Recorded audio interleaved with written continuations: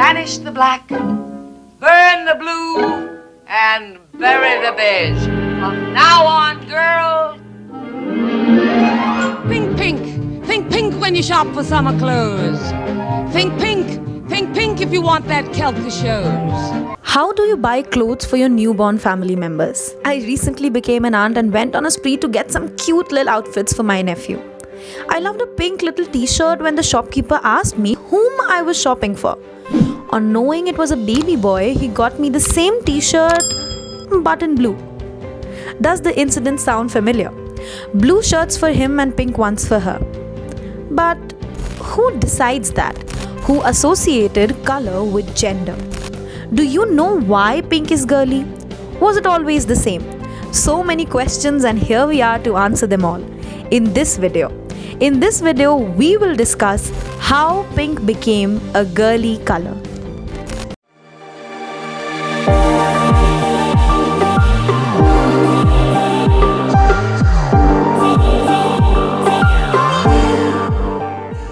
On Wednesdays, we wear pink. What comes to your mind when a person says their favorite color is pink? What if a man says that? What comes to your mind then? Girly, affinity for cute, delicate things, right? But what if I tell you that centuries ago, when someone called pink as their favorite color, people thought of them as strong, masculine, and bold? This highlights how the psychology of color works. For most of our history, pink was just another color.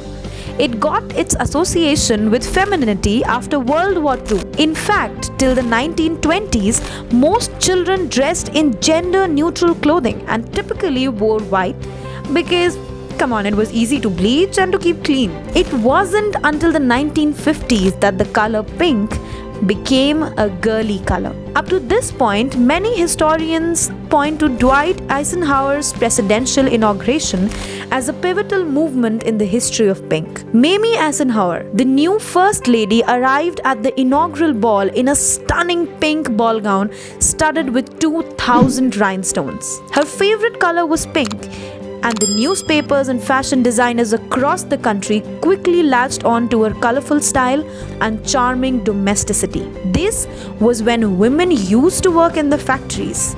But still, since such a powerful figure was associated with domesticity and seen wearing pink at such an important incident, the color got its association. ah, here it is. Here is our theme. Here is our answer. Pink. Oh. It is too girls. Listen, take this to all the designers. I want dresses made up in exactly the shade of pink. Bab, take this round to Kaiser Delman. I want shoes and stockings in exactly this color. Laura, everything goes pink. I want the whole issue pink. I want the whole country pink. The color pink has evolved beyond a hue associated with traditional women. In fact, since then, many women have used the color in more calculated ways. This, however, wasn't always the case. In fact, it was once the opposite. In 1918, an article from a trade publication called Earnshaw's Infant Department declared that since it was derived from red, pink is for the boys and blue for the girls. The reason is that pink, being a more decided and stronger color, is more suitable for the boy, while blue, which is more delicate and dainty, is prettier for the girls. In the 18th century, it was perfectly masculine for a man to wear a pink silk suit with floral embroidery. Steele, director of the museum at the Fashion Institute Technology and author of several books on fashion, says that pink was initially considered slightly masculine as a diminutive of red, which was thought to be a warlike color. Today, pink continues to be a pretty color, but in the process, it's also become a punk and powerful color. I mean, pink and war, in the current setting, it doesn't sit right? A 1927 survey by Time magazine showed that department stores were completely scattered when it came to recommending gender-specific colors. Marshall Fields and Filene's preferred pink for boys and blue for girls, while Macy's and Wanamaker's said the opposite. There seems then to be no greater unanimity of US opinion on pink versus blue. And even before that, new parents outfitted their gender-neutral nurseries in pink and blue, similar to the way we use green and yellow today. So what more led to the color divide? To some extent, the shift happened after World War II. Rosie the Riveter traded in her factory blues for June Clever's pink apron. Femininity got wrapped in pink and so did products from shampoos to fancy fashion. The 50s and 80s are full of pink moments. From the strawberry-colored Chanel suit Jackie Kennedy wore on the day JFK was assassinated to Marilyn Monroe's hot pink strapless dress from Gentlemen Prefer Blondes.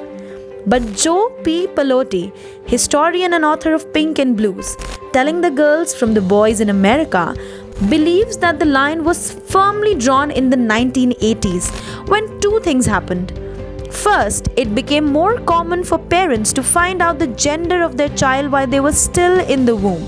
Excited moms and dads wanted to buy gender-specific items for their new little bundles of joy.